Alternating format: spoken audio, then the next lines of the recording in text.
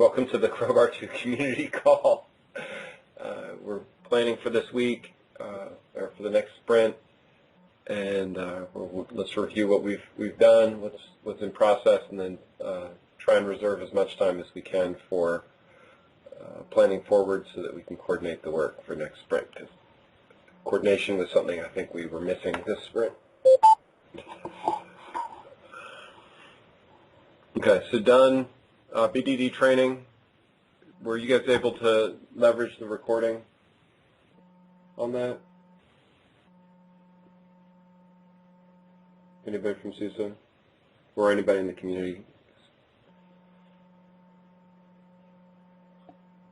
I must have missed this. Was a link to the training posted somewhere? You know, I might not have. I'll send it out. Okay, thanks. No problem.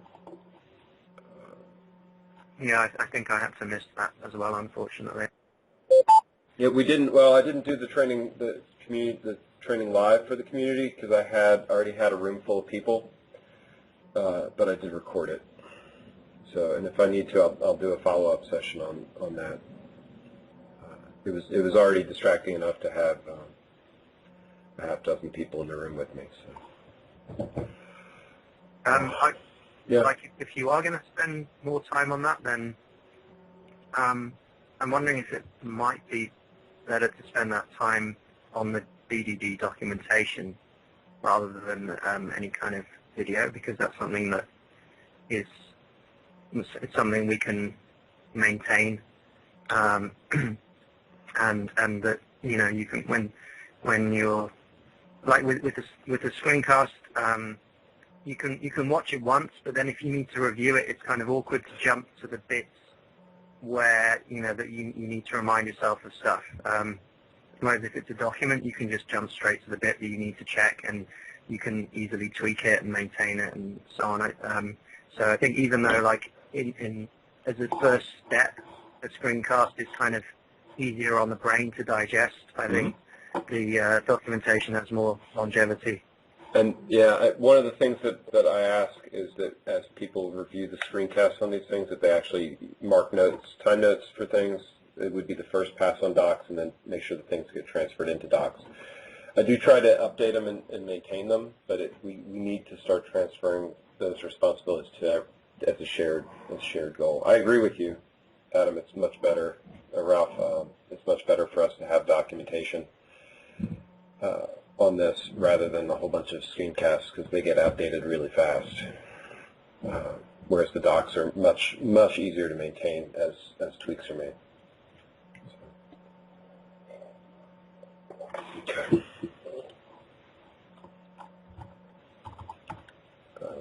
Trying to pull up notes so we can make notes.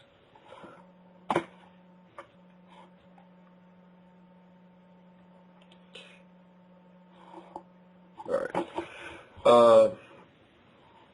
So what I would like to do is move this over. I can pull the link for it. I'll do that in the background. I don't want to spend a lot of time. Okay. This is actually our documentation. Oh, we ought to review this. This is the simplest thing to do. And we'll pull the done card. So a lot of these objectives are still pending. So in this sprint, we ended up parallelizing a lot of work and stepping on each other, from my perspective. But let's.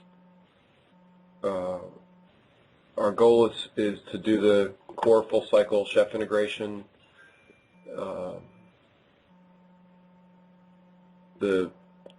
Actually, I'll probably turn over to Victor to talk about where we stand exactly with the provisioner pattern and the deploy and install, because we've made progress there, but it's not using the full cycle chef integration. We've done the training on this pattern. I think we're going to need more design and training on that, and then we've begun converting some of these cookbooks. The API pattern has been stabilized, although changes to that broke a lot of things in the last couple of days. And then I'd like to have some time to reconcile AT&T and Grizzly cookbooks. So we're not at the definitive place I was hoping to be for this sprint. We can resolve where those things are and then and walk and keep walking through it. Anybody have comments before that?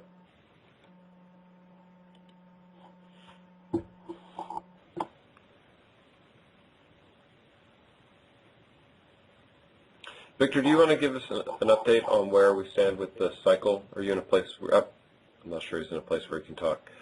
I'm driving into work right now, but I can give a very brief update. That'd be awesome. Okay. Pretty much where we are at right now is Provisioner is being driven by a pack of lies, but it works well enough to get nodes. Your client run. Your career in marketing, I think, is limited, which I appreciate, actually. But. Yeah, so the Provisioner is working well enough to get nodes pixie booted into Sledgehammer and get them through their first chef client run and through their first transition, after which they try to transition into debug and then reboot and go straight to a command prompt, which is not exactly what I want, but it works well enough for the rest of development. Right. And nodes are being... Sorry, go ahead, Victor.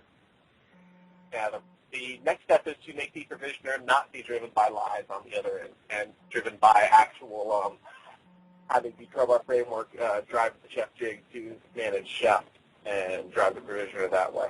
Right. Do you want to talk briefly about node creation and state transitions? Okay. Node creation actually works and is pretty simple right now. You bang on the API v2 node URL, you post it with a name, and you get back a node. And that goes ahead and creates a node in both the Crowbar framework and in Chef, so you can immediately start attaching roles to it on the outside or in the Crowbar framework and in Chef and start messing with things there. So the first parts of that working. Otherwise, all the node functionality in Crowbar framework creates the leads, renaming, setting state. All that stuff is working. We just don't have it necessarily all tied into the backend stuff that we need to tie into. Right. So it is possible to do a full cycle install. We just we don't really pick up management of the nodes after they've been discovered and connected to Chef. Yeah. Okay. Yeah, I mean, going through an admin install works right now.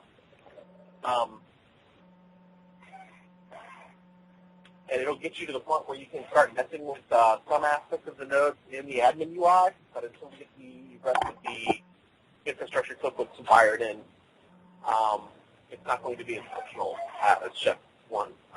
That's going to be better work this next, frankly, to get all the different places to start wiring the Chef, the internal Crowbar cookbooks into place. Right, and we've been making progress on those things, but everything's interconnected, so that's good. Judd, you want to talk a little bit about some of the attribute injection pieces and the wiring for that? Sure. I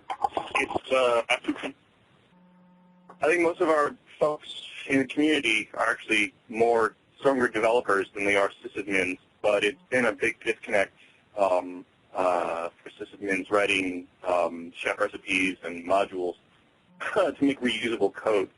But the community is really picking that up now, and I wrote an epic blog entry about that, and at the end of the blog entry did just a brief example or two of how to do attribute injection and how to account for different orchestration systems, because Crowbar not only is doing attribute injection, but also managing orchestration differently, and there are some things you need to account for. I actually really like feedback on the patterns that just the last paragraphs of my blog entry and the stuff that's been coming up on the list for managing Crowbar attributes, Crowbar orchestration patterns in Chef recipes. So look at our implicit bar class, IPMI, DNS, provisioner, well, that's not even implicit, it's required. They won't be too hard, and I started a little bit down the road of abstracting out any attributes within the recipes and offering them in an attributes file, and then considering and working with the guys exactly how we're going to manage that attributes file or get attributes in. And there's been some pretty robust discussion on the list on how to get attributes in, especially from Ralph and Andy. Would love to pick that up some more and get that really nailed down. I'm just going to forge ahead with IPMI and the other arc lamps. Is there any questions? I'd love to hear. I think we'll spend time in the plan section going through exactly how to coordinate some of that work, because we still have pieces ongoing for how that gets converted and which bar clamps have the priorities for that. Chris, you want to talk about API for a minute?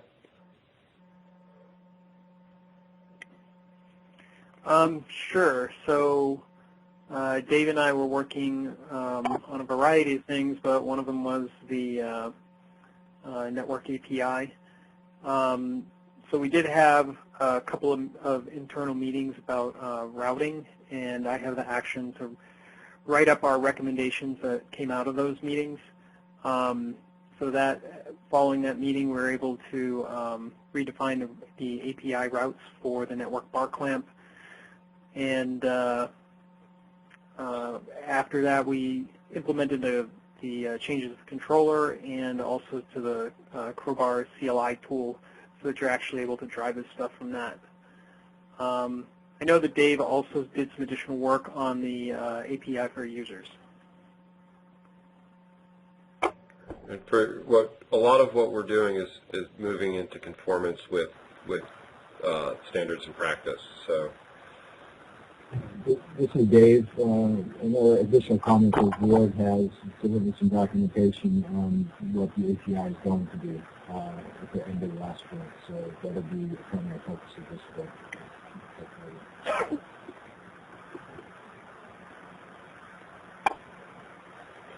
And I'll remind people, part of the importance on the CLI and the API is that those are the primary drivers for creating attributes and things like that. So even we're starting to get some pings on the list about UI work. Even the UI work is most likely the actions are going to be driven as AJAX through the APIs. So consistency on that and the patterns are really important. Let's see. I don't see Andy on, although I can speak for what Andy and I have done. Although Adam, Ralph, I was going to turn it over to you guys if you want to give some updates on the continuous integration and test pieces and other work that you guys have been surfacing for the sprint.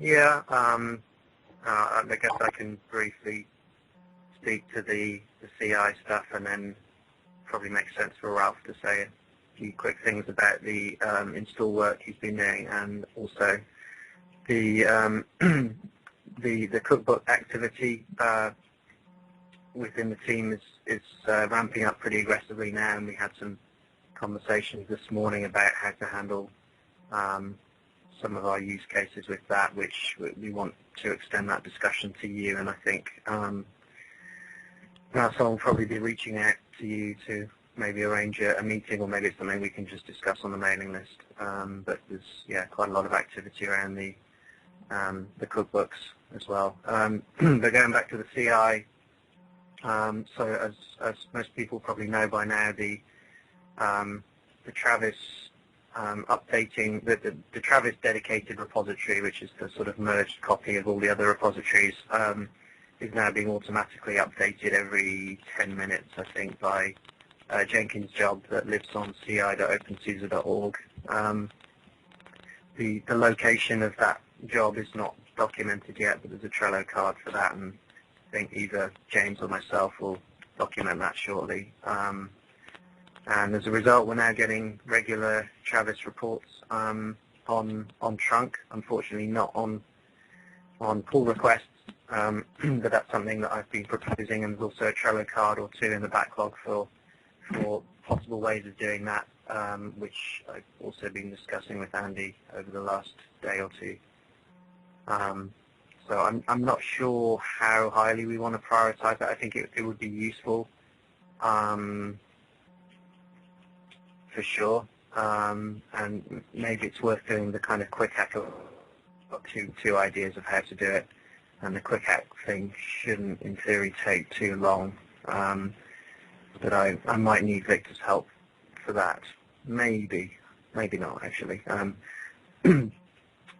So yeah, I think that's it on the CI side. Other than to mention that I'm currently looking at Guard, integrating Guard into the build, and also originally I was looking at Spork earlier in the week, but I've decided that's a dead loss, and actually there are some replacements. There's one called Spin and one called Zeus.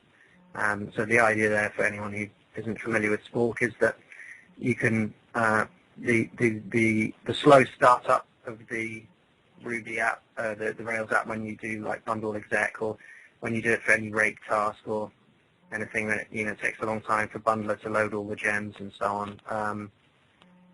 That annoying startup time that really harms the red-green sort of test cycle feedback that you get during development can be a kind of server that starts up, and then you just keep that running, and then that sort of Ruby runtime is already there waiting for requests, so that when you change some code, then it can instantly run the test relating to that code via Guard, and then that will go into that server, and you get a red or a green immediately, like within literally the first second after saving the file of the code you just changed, which really changes the development experience significantly. Wow, that would save us time. Yeah.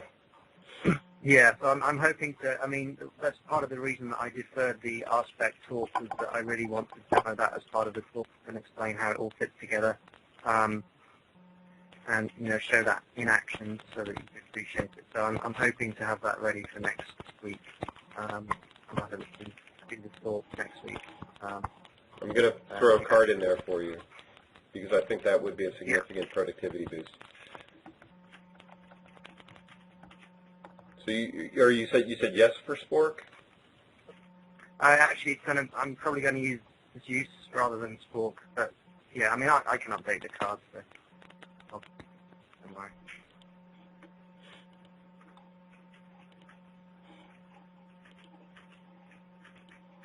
I'm putting you on the hook. That sounds too good to not make a priority, because it would save individually, save every developer probably an hour or two a day. Yeah, and as part of that, I'm also looking at the development workflow that we all have, and the fact that currently basically you can't test directly out of a Crowbar repository, for instance, and you have to you have to do this kind of merging operation that the dev tool currently does first. I want to take that away from the dev tool, and turn that into rake tasks and something that can be driven by Guard, and that can be done on an automatic basis, so that you don't have to think. When you change a file, you don't have to think, oh, okay, I have to reload my whole test environment, or I have to just copy this one file, or I have to run this one rake task. That it's just handled automatically. That there's intelligence in the Guard file that sees, oh, okay, you've created a migration here, so you need to run rake db migrate, or that kind of thing. So that the whole development experience is just a bit easier on the brain. To be fair, that's what reload unit test was supposed to be doing in the first place. Never nailed out all the corner cases for it. Yeah, for sure. But I think that needs to be, rather than a single reload operation. That the problem with that is that it basically when you do the reload, it updates, it touches every file in the TMP directory, which is basically useless to guard because then guard doesn't know which test to rerun. So we need a more fine-grained approach, and I think by sticking with standard Rails tools for doing that, I think it's going to give us that without having to sort of reinvent wheels.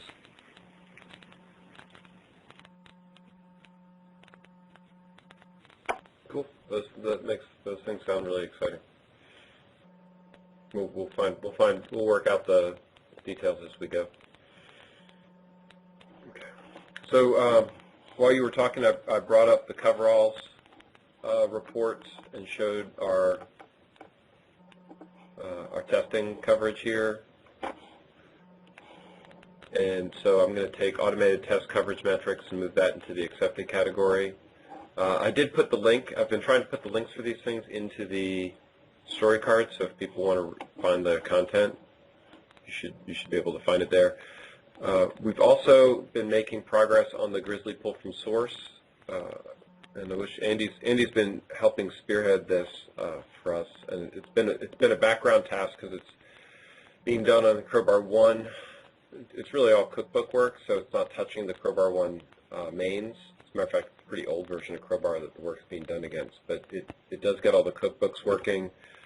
Andy proposed, actually he published the load balancer cookbook, which will be a component for that, for HA. Quantum looks like it's making a lot of progress on those cookbooks, as well as Cinder and all the other pieces. So Grizzly pull from source, those cookbooks should be, the expectation is we're going to be able to have people looking at them as part of the summit. We were hoping to actually do a full deploy on Crowbar 2 with them for the summit. I think that at this point is overly ambitious, although we're still working to see if we can make that happen. But the cookbooks themselves are in a state where you can actually deploy Grizzly using Crowbar 1 as the framework, and then updated cookbooks. So I'm going to take this. I don't know if we've socialized this enough for me to move it to the accepted category at this point, but it's worth flagging out as done. Let's see. We've been making a lot of progress on some of these wiki items and docs pieces, although I don't think I'm ready to move them into done categories. Victor, did you, or no, I'm sorry. Simon, did you want to mention that or talk about that?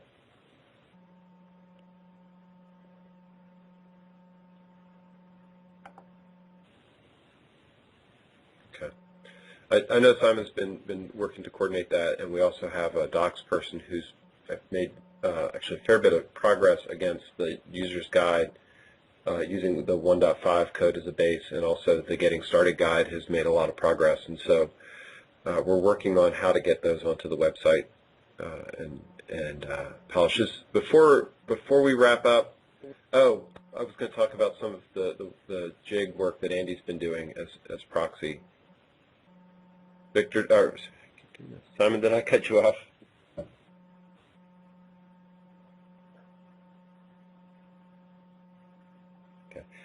Before I do that, is there somebody else who has been making contributions that I should be highlighting and I have overlooked?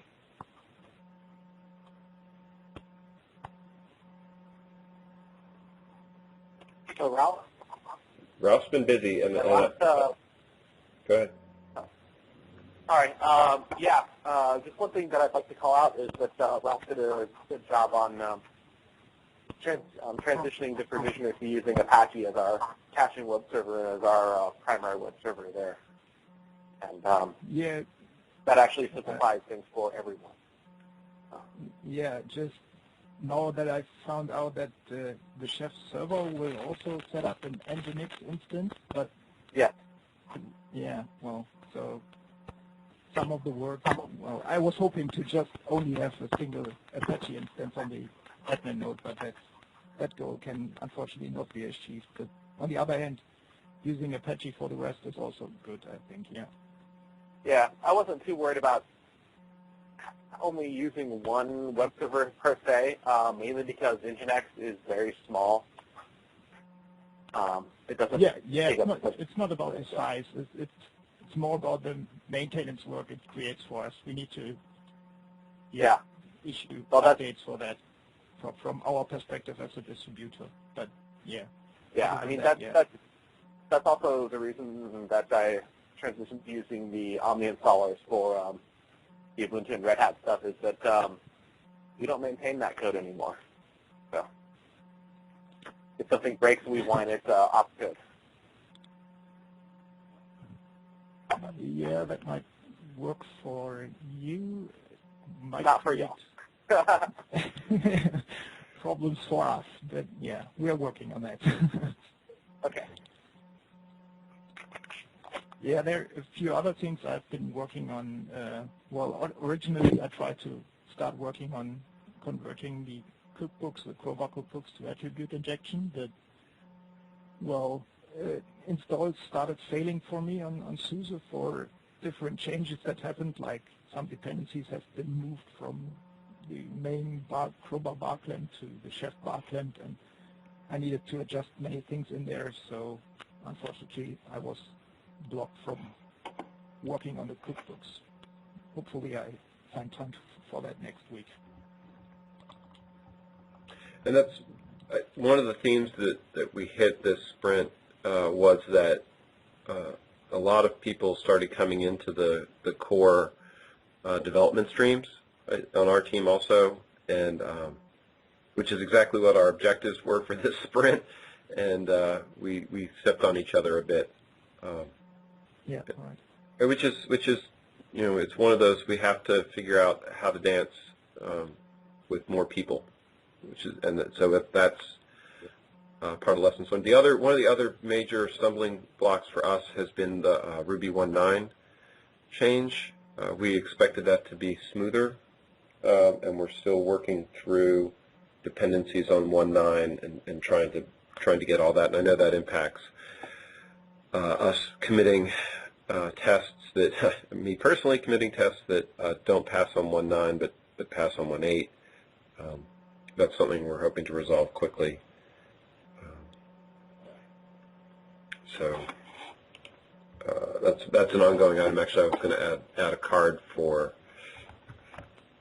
One of the things that we've been thinking is to do a smaller planning horizon for the next couple weeks because of that. And so one of the suggestions I have is that we look at doing a weekly, this meeting review and then plan for the work on a weekly basis. So for this, with the 20 minutes we have remaining for this, instead of trying to accomplish 2 weeks of work effort, we would be more narrowly scoped down to a single week, continuing using the list and the IRC even more aggressively. I think we've seen significant upticks there. But at the same time, I hear somebody have her.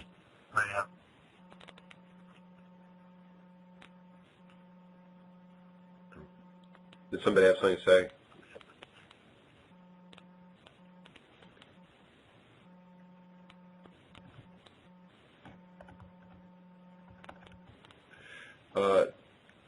One of the things I wanted to do is point out the work that Andy's been driving through, because a lot of that stuff is very close to completing. It's been on the cards. We've been on the cards for a while. We're moving away from using the report handler in the short term towards just doing polls based on runs finishing and status changes. So that work we're hoping to get in the next couple days. We're actually very close to getting that wrapped up. And then Andy's been working on job jig infrastructure. So getting the initiation engine going through this jobs concept, where individual work that has to be injected back into Chef causes jobs. The jobs then are maintained effectively, are promoting a state. They have interdependencies. We need to socialize, make sure this gets socialized. I think there's actually a design session that's going to be necessary to talk about what Andy's thinking for jobs. And I haven't seen. I was off. I actually took the weekend off on Monday, and so I haven't been up with the latest things he's socialized on that. The other side of that is that I've been working on the deployment proposal, injection and dependencies, and so there's been some check-ins around that. So those pieces, which are all tightly coupled, have been making progress. It's sort of one step, we hit the next block, and we move through the process on that. And then the other note is that we've been making some progress towards UI and visualizing these pieces on the UI, and I'm expecting to see that start to accelerate. So, other comments before we move to the planning side of the meeting? Concerns about process? I always pause in the middle to talk about process. Usually Adam has some suggestions to help us improve.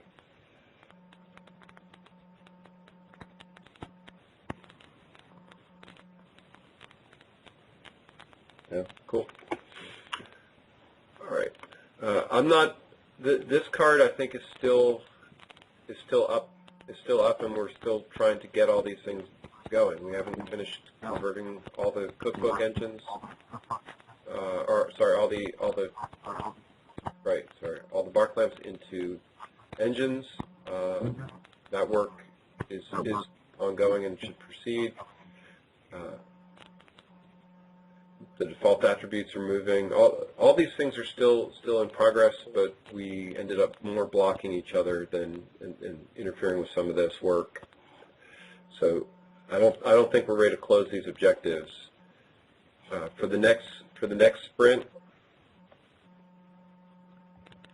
in addition to the last objectives, so I don't think we should add a lot because of that. I'm interested in taking suggestions for what people would like to see as concrete objectives.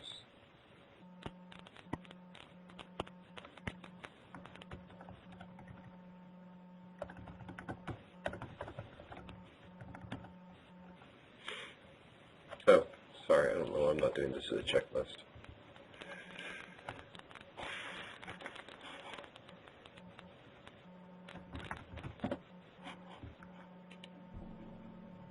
Actually, I don't know why I'm not doing this as cards.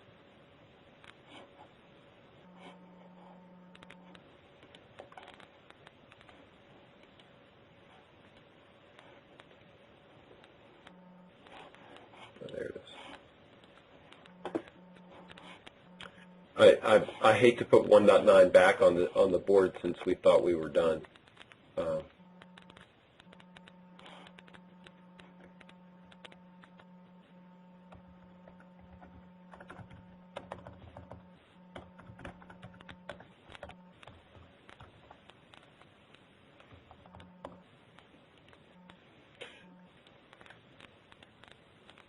Adam, we added your training. Did you want to call out the cards separately than this as actually building the infrastructure, or we just want to train people and then make that a more of a background tab? I guess we can do it separate cards. But if you want, I can edit those in the background to save time. That would be awesome. Thank you.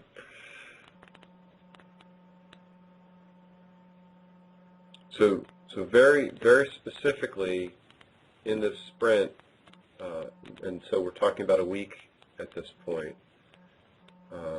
Then there's UI cards that I want to add. Actually, I think.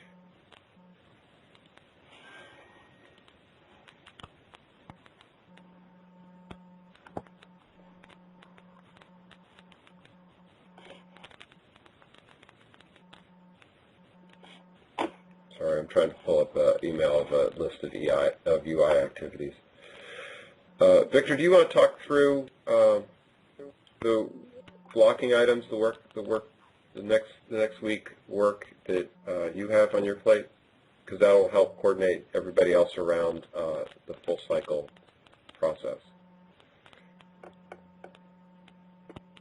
Well, one of the big things I hope to do is rework a bit of the CI infrastructure that I have in Nashua to make it actually work properly, and hopefully resurrect the cycle testing all the way up to doing smoke tests that I had going. And there's also a 9 number of tasks around getting the Crowbar framework wired into talking with Chef again and getting that back up and running. Right. So those are reflected in the current. Those are reflected in the current backlog sprint of these ongoing epics. This is jig interaction, network deployer, attribute injection, node discovery process working. Those are all related stories to that. Let's see if I can find my. There it is. Okay, this is with Kenneth. Kenneth, are you on? I don't see him on the list. So, all right. So he and I discussed a series of cards, and I'll lay them out. So there's a documentation, navigation task, which would basically improve the flow, the sibling flow in stories. That I'm hoping to use that as an introduction for him on just doing UI work. And then the next thing after this is deployment buttons. So there's deployment, commit, recall.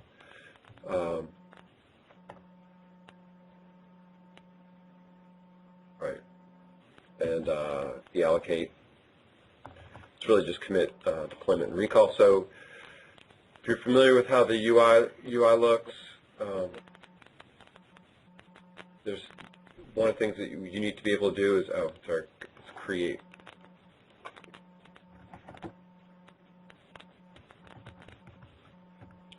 Propose, commit, and recall. So we need to be able to take deployments. There is now a UI that shows the deployment in a read-only view. We need to be able to propose new ones, commit, and recall them.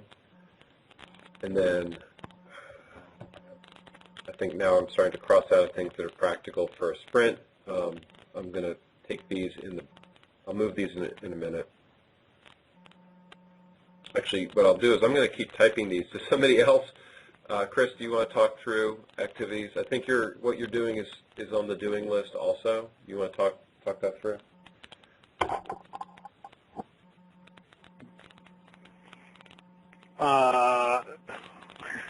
We're doing a lot of things. What do you want me to talk about? The CLI, API, stabilization, and because I think those are probably the things that are going to impact the most people from the sprint coordination perspective.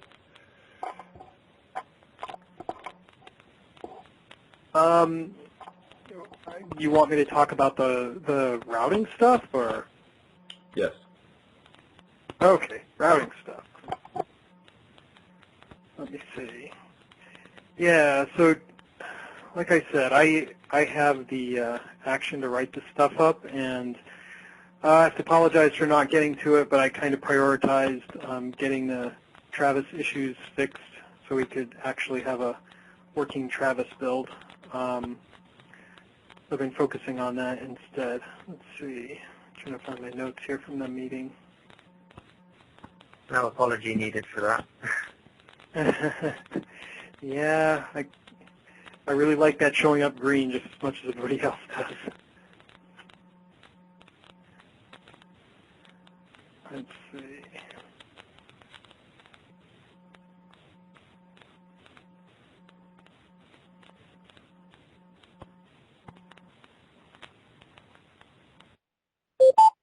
Here we go. So the routes.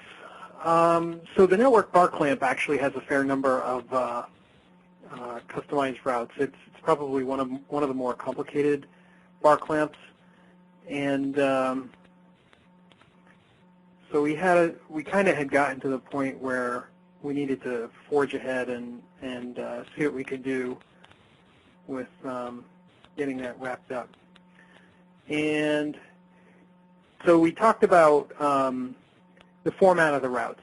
So one thing that was kind of confusing looking at the main Crowbar routes file is that some of the routes,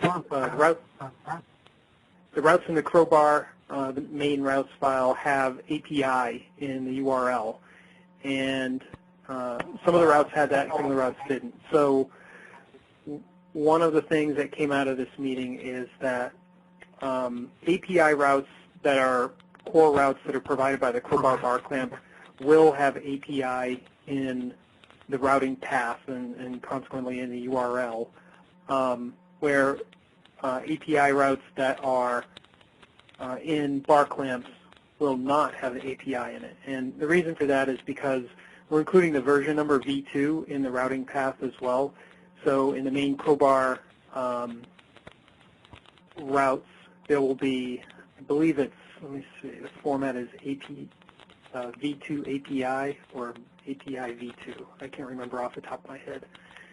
So the v2 is sufficient to indicate that the route is an API route in bar clamps. Another thing that I think we had talked about before, but this kind of came up, and so we wrote this down as something that would be part of the standard, is that API calls will always return JSON, and they won't return HTML. Let's see, we said we'd have one controller per bar clamp whose methods support both API and UI calls, and that those methods would use respond to or respond with to respond with the appropriately formatted data. Let's see. So I was talking about the URLs before. So for bar clamps, API routes, we have the format, the normal HTTP hostname :port followed by the bar clamp name followed by v2, then the deployment ID, deployment, and then the deployment ID, the pluralized object names, and the object ID for that. So one thing to note with that is that all API routes should include the deployment. And working on the network bar clamp, it kind of became evident after a while that most of the calls required that, because the deployment is kind of equivalent to a Crowbar 1.0 proposal. And as a result, you could have objects that exist, two instances of objects that have the same name potentially that exist in different deployments. Like, we're trying to design a network bar clamp so that we could have multiple deployments. So in the initial cut of Crowbar 2.0, that won't be the case. We'll only have one deployment.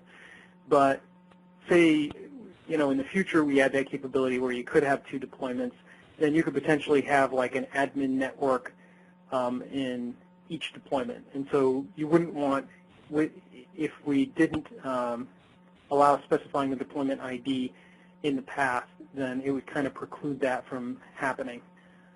Let's see, what else?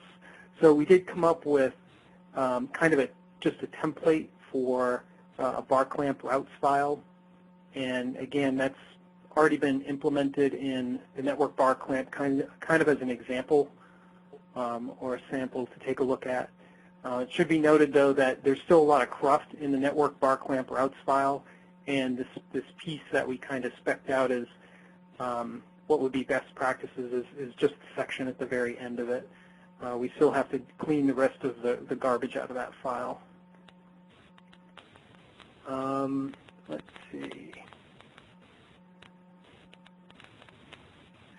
So one of the things that fell out of this, I kind of just alluded to this previously, is whether or not object names for objects that are within bar clamps need to be unique per deployment or not. And we had a pretty good discussion on that, and we kind of came to the conclusion that it made a lot of sense in some cases, and it didn't make any sense in other cases. So that the choice of whether to make object names unique per deployment or globally unique across all deployments is up to the individual bar clamp.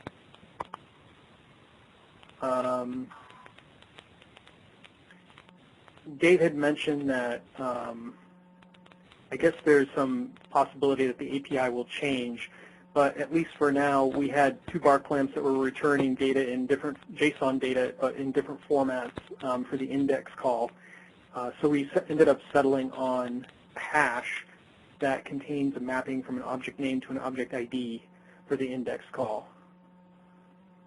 So that, as a result, the network bar clamp index call will end up changing, since that was just returning an array of active record IDs.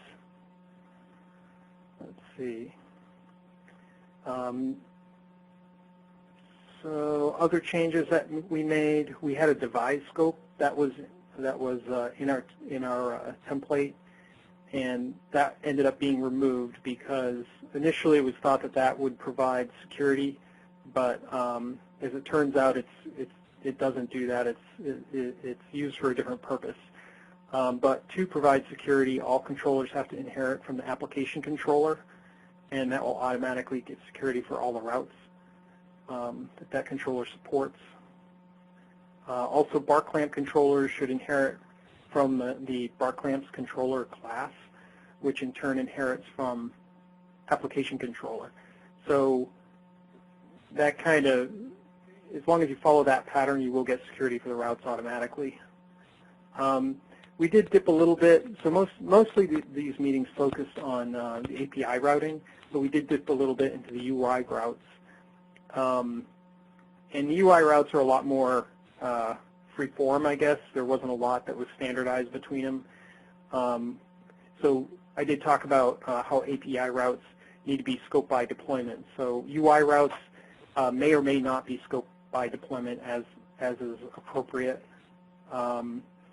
So we said the UI routes would generally return HTML, but it's perfectly fine for them to return JSON if that's what's needed. And we did say that resources for UI routes should also always use the pluralized version of class names, just like the API routes do. And I think that sums it up. You know, we're not really trying to totally lock this down and take away flexibility of people to do what they want, but we are just trying to provide enough guidelines so that the API ends up coming out looking relatively similar across different bar clamps. And I think that's about it. And I know Ward is and you guys are all putting together documentation and proposals for what that should look like. So that should surface. Adam, we're getting towards the end. I was going to throw it to you to talk through objectives, what your objectives are, and what coordination we should be doing from your side, for you and Ralph and Ken. Yeah, so I think Ken's on the line now. Awesome. So I don't know whether you want to talk about anything on the interface side of things. But from my perspective, well, as discussed, I'm going to focus on the this streamlining of the development environment, and that's also actually going to include helping Ken out with using Git, and anyone else who needs help on that side of things. And I guess Ralph is presumably going to continue with the install stuff, and we have a number of other guys continue to work on the Ralph, is there anything you want to add? Well, yeah, there's still a couple of loose ends to pull up on the install side for me, and then I was going probably to look into the cookbooks, and it seems we need some fixes for Sledgehammer image as well to make it working with the new APIs, similar to what Victor explained earlier. Probably that's also something I need to look into to get the SUSE set up into a similar state as is currently available on Ubuntu. Oh, also, I think Jake's going to look into integrating their tool with our Kiwi ISO build so that potentially you guys can use testing on OpenSUSE off of those ISOs got with code from your local repositories injected in so that you can use your standard development workflows to test on OpenSUSE.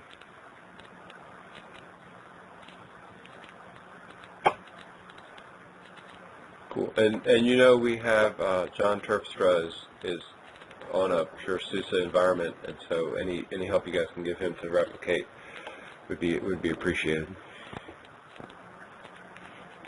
Yeah, I think we should definitely coordinate with him because I'm not sure exactly what he's focusing on right now, but it may well overlap with that.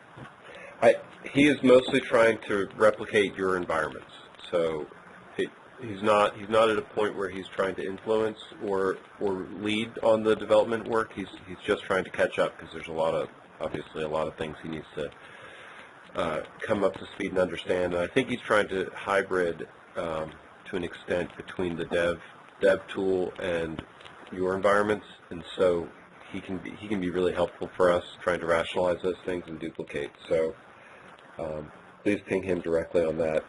The other thing that we probably we can coordinate on the list. It's down here as an action item, and I think we just need to make sure we're aware that we're doing it. Is the eval AT&T Grizzly versus the cookbooks and doing that. And you mentioned you had people who were looking at that. Are they coordinating with Judd? Judd has the lead for us as far as coordinating from our side on those cookbooks. Yeah, I discussed, I raised that this morning with because we had a couple of meetings, well, I guess 3 actually, about that touched on this to varying degrees, and we are doing a lot of work on the AT&T cookbooks, but we're still trying to establish best practice. Certainly aware of the great information that Judd has been very useful, but we definitely want to touch base and sync up on some of the thoughts we've been having over the last few days. So I think that'll be an ongoing conversation. It might be worth setting up another call just for that, but for now I guess we can just continue on the mailing list and IRC. I think the discussion about having a kind of reference implementation is a really key thing there, and if that proceeds, then it's going to help the other work a lot, I think. Adam, I agree. I put on the mailing list some of the basic parameters of what might go into a reference implementation, and there's still a little bit of design that needs to happen before we have a Crowbar design reference implementation. But it'll probably be in the IPMI bar class, and scheduling a time to go into this in depth would be great. I am basically always available. So let's coordinate on let's run IRC who and when to get together. I think we definitely are going to need a couple of interactive sessions next week, and we should plan that. Probably just book them if you want. We already have one on Wednesday. I threw together the short sprint planning session for Thursday morning, so a week from now. Why don't we go ahead and book a Tuesday design session also? That way we can cover our spec, we can cover the cookbook design, and we can use those as checkpoints. So I'll reiterate the importance. The goal here is that we have a dialogue that starts on the list. We queue up the important questions that we want for synchronous discussion, and then so our synchronous discussion should be targeted and focused with people who've got the background to lead those conversations. Excellent.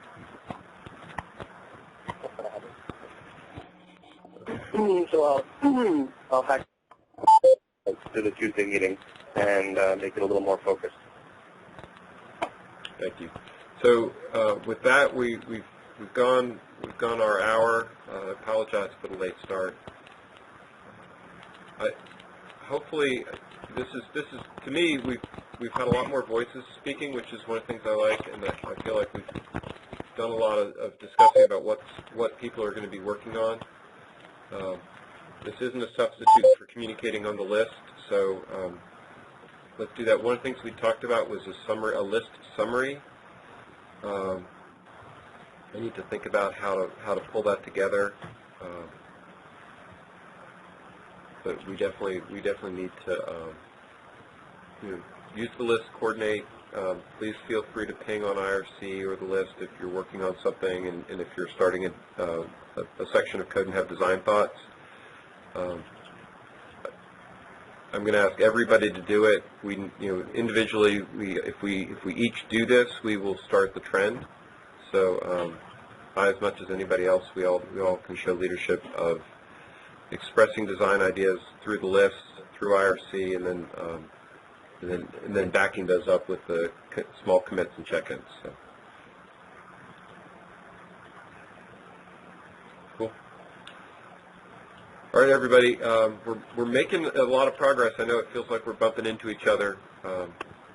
We are bumping into each other.